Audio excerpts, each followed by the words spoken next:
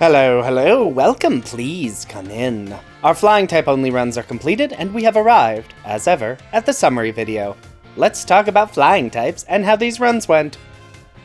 Flying is a very interesting type in Pokemon in that it functions almost more as a modifier rather than a standalone type. If you are looking for pure flying types, you are limited to 2 unevolved birds and this man, which is interesting. Rather, flying type just modifies other aspects of the Pokemon. This is a normal animal that flies. This is a bug that flies, etc. This means flying type is actually kind of difficult to examine on its own, but I will endeavor to do so. First, flying is super effective against bug fighting and grass types, all pretty common types, which is fairly useful, whereas it is not super effective against rock, steel, and electric, which makes sense, but does leave flying types in trouble when facing 2 of the types they are weak against. The biggest issue with a lot of flying types is their lack of move coverage. They are most often limited to flying or normal type moves, along with some additional coverage based on their secondary typing. This is pretty common in Pokemon, especially early on in the series, but means, more than many types, they have nothing to deal with Ice Rock or electric moves, and we will get to electric moves. One big advantage they do have is that they are plentiful. Every game in the series has a huge variety of flying type Pokemon. This is one of the few series where getting a full team of Pokemon was never a real concern, regardless of which game I started in. There's just so many things that fly, and flying type moves tend to be pretty good. They definitely skew more physical than special, though obviously all their moves are special before Gen 4, but there are still decent special moves for my specially inclined flying types, so it's not nearly as bad as it could be. And with that brief summary out of the way, we dive into the comparison, and that starts with Pokémon Emerald and difficulty. And we encounter our first kind of issue in this comparison. Flying types are pretty good, but have one big notable weakness: electric. This isn't flying types' only weakness, they're weak to ice and rock types as well, but ice is a pretty uncommon type that usually only shows up late in the game, by which time you usually have other solutions for it, and rock-type Pokemon are, frankly, weak to too many things. Even in Emerald here, where rock shows up immediately as the first gym, it really isn't that difficult. Wingull is a water type that can do a lot of work with Water Gun, and Beautifly who has grass-type moves. Other than that, a lot of the gyms in this game are not that difficult. The obvious exception, as you can probably guess, is the electric gym, which will become a running theme in this comparison. And that starts here with the nightmare of a Watson fight. The biggest reason electric is such a pain for flying type, compared to their other weaknesses, is electric only has one weakness. And while ground types aren't exactly rare, flying ground types are. And flying and ground being thematic opposites means flying types rarely learn any ground moves at all. And that means the Watson fight took multiple hours to figure out a workaround for. And while that would normally be good enough for Emerald to max out on the difficulty level, here it actually only manages to earn the 2nd position, because electric is going to be a big ongoing problem. And part of the reason it only earns the 2nd slot is because the electric gym was really the only challenge in this run. Emerald does have some tricky fights, but flying types can usually manage them pretty well. Tate and Liza went fine, even though I didn't play particularly well. The Elite Four weren't pushovers, but thanks to buffing and sweeping, weren't too bad. The real thing Emerald brings is really strong flying types.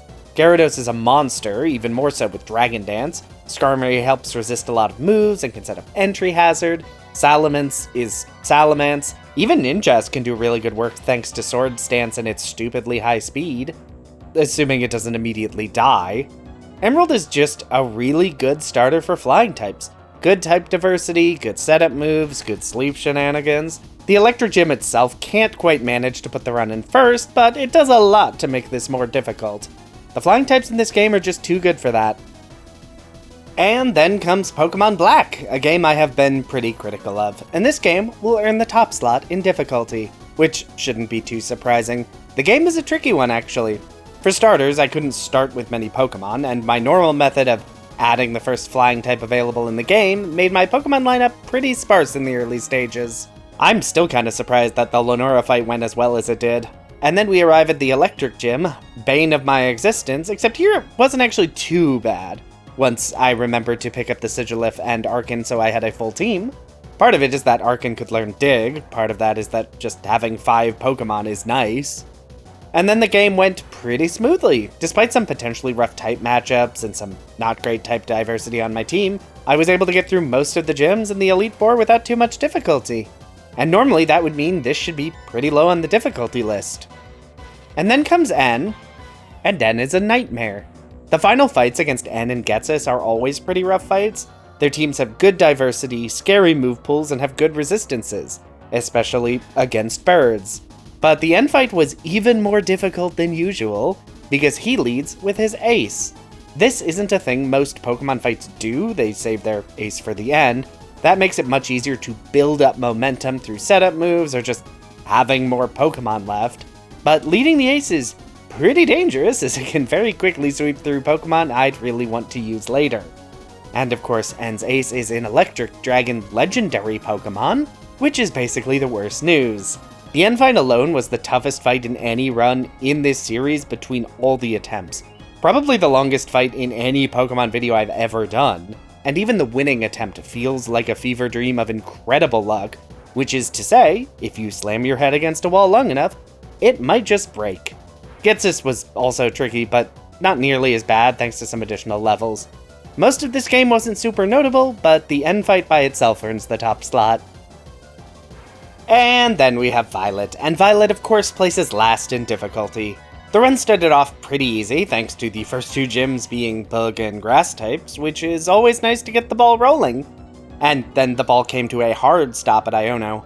Iono is just a wall in a lot of these runs. Part of that is the obvious type matchup issue. Birds do not want to be struck by electricity. Even having one Pokemon that could take electric moves didn't really help all that much. The other issue is that Iono is just a tough gym leader to deal with. She has more Pokemon than the next two gym leaders, and they are all pretty good. And finally, the Mesagoza, which is terrifying. Confuse Ray, Charge Beam, Hex, with no weaknesses and really high speed and special attack? Yeah, I don't like it. And while I eventually found a route through, it took a while. Now, to be fair, a part of that is that Violet is just a slower game to play. I can't use speed up. But this still took a few hours to take out a gym. But that was kind of it. There really wasn't any difficulty in anything else in this game. The rest of the gyms were comically easy. I can't really shout out any as having anything significant. The Nemona fights were all beaten on the first attempt with minimal difficulty. Even the Elite Four was a joke. I swept two of them with just Corviknight, and the other two lost most of their Pokemon just trying to stop Corviknight. The rest of my team was also quite good. Part of this is that Violet has so many Pokemon. It's really tough to find any gaps you can't fill with all of the Pokemon you can get. Even Electric becomes less scary thanks to Kilowattrel and all the flying dragons. If this were Scarlet, I could have dropped into the DLC and picked up a Gligar, and that would have been the end of it. Other than Iono, the tough fights were Gita, because I couldn't set up against a Spathra, and the final Nemona fight, because I tried to use Dragonite against Lycanroc. But even then, these were both beaten on the first attempt, and I could think of way better strategies if I had to try it again. So yeah, this was the easiest game in the series, as it often is. The sheer versatility of Pokemon in this game is just wild. And that brings us to the recommendation section, and we start with Pokémon Emerald, and Emerald gets to earn the middle position. To preface, it is frankly a little difficult to recommend any of these runs for someone else to do, and this is mostly entirely because of the electric gyms in every single one, because they suck. But Emerald manages to snag the middle recommendation. A part of this is that you get good flying types, you get many of them early, and Emerald is a pretty fun game to play through. Gyarados is a beast, hindered only by its 4x weakness to electric. Ninjask is incredibly fragile, but very fast and learns Sword Stance. Skarmory is durable, has some nasty entry hazard. It's just a really good mix of Pokemon that can deal with a lot of issues. If the electric gym were later, it probably wouldn't have even been that difficult. You do run into a pretty big issue with the physical special split though. Gyarados' water typing is basically worthless offensively because it's way stronger on the physical side. Salamance's dragon typing suffers because its attack is higher than its special attack, though to be fair, both are quite good. Altaria's whole setup is ruined by Dragon Dance being special typed. Wait, why does Dragon Dance boost attack if all dragon moves were special prior to Gen 4? That's actually super weird. Anyway, moving swiftly on, Emerald earns the middle spot in the recommendation list because it is pretty fun and pretty interesting once you get past the Watson fight. And then comes Pokémon Black, and of course it earns the last spot in the recommendation list. And that shouldn't be surprising given my distaste for this game in general. It should be noted that this run was actually pretty fun, pretty interesting, and I did mostly enjoy it. While it is in last place, this is no normal types run, I mostly had fun with this. The flying types in this game are pretty interesting, though not sure why we need to have 2 psychic flying types. Psychic is my favorite type, but we could have gone with something a bit different. And flying types are pretty good in this game. Archon covered a lot of weaknesses thanks to its rock typing and more diverse move pool. Sigilyph is tanky and can set up screens. Unpheasant is the only one of these idiots with a decent setup move before the post game. And for the most part, the gyms were pretty good. Even the electric gym was comparatively pretty easy. Yeah, my whole team is weak to electric types, but I have a coverage move for that, and more Pokemon menu. But aside from that, I still can't put this any higher than last. The entire Plasma story arc is incredibly tedious, at least in a challenge run context, because none of it was challenging in any way. Every Plasma diversion is just wasting my time. It's even worse than the evil team stuff in Emerald, because at least Maxie and Archie could be interesting fights. None of the trainers in this Plasma stuff are actually that interesting, which makes their insistence on interrupting every step of my journey more annoying. And Black might still have just barely eked out the middle position if it weren't for the final fights. I cannot overstate how miserable the N and Ghetsis fights are. Literal hours. And while there are TMs that can teach some very good moves, the game seems to have intentionally locked every useful TM behind the post-game, given as gifts by these sages, is that what these idiots are called? And why do none of these flying types learn any setup moves? Unpheasant can learn workup, but no one else can. And every other setup move is post-game. Just makes the last section of an otherwise pretty fun run kind of miserable. So it does have to be relegated to last. But not nearly as last. I didn't, add an empty tier so I could make it even more last. Which is progress. And then it was Pokémon Violet, which gets to be in first place, because of course it does. It's even more in first place now that I have a Switch 2 and the game runs like a video game should. Wild, I know. Violet just always wins recommended, and a lot of that is structural to the way the game works. Evil Team? Optional, skip it entirely. Pokemon? Plentiful. World? Open. The sheer number of Pokemon you can get access to in this game is wild. And while there is always the limit of the level cap, meaning many Pokemon can't be acquired until after you beat a certain gym, that still leaves a lot of Pokemon accessible. I didn't even dip into either DLC because it takes a while to get into them, but there are even more Pokemon I didn't spend time looking at. The relatively little story just means things flow very nicely from interesting fight to interesting fight. Now, it's not all roses. Playing a modern game on modern hardware means no speed up, no cheating and rare candies, which does kind of suck. I mean, actually having to level and things just generally takes longer to do, so I will be curious if Violet manages to actually lose in one of these comparisons. I guess we'll have to see. Anyway, onto things specific to flying types. First off is diversity. Right out the gate, we get a fire type, we get a grass type. I could have picked up another Magikarp if I needed to. Kilowattrel covers the electric weakness aggressively, though I do wish it evolved one level earlier.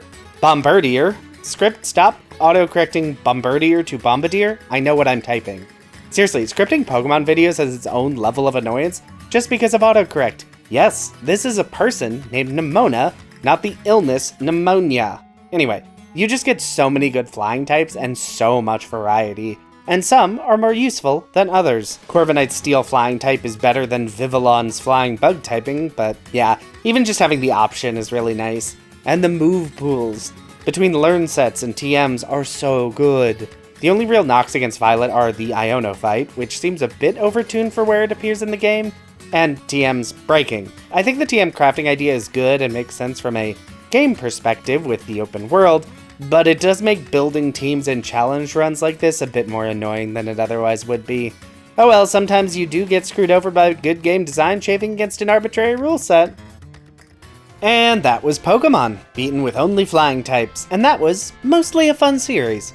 Flying is not a type I generally engage with, because there are types I prefer to use that deal with the bug, grass, and fighting types flying normally handles. So it was nice to really engage with flying type Pokemon and see what they are capable of, which it turns out is quite a lot. I did want to shout out that I do have a Patreon, linked in the description. I spend a lot of time making these videos, so if you enjoyed the video, want to support the channel, and are financially stable enough to do so, that exists. No pressure though, this channel is free to enjoy for everyone and will remain that way. For now, if you like this video, be sure to hit that like button. If you'd like to see more of this, feel free to subscribe.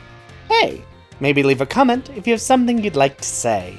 But whatever you decide to do, have a safe trip home.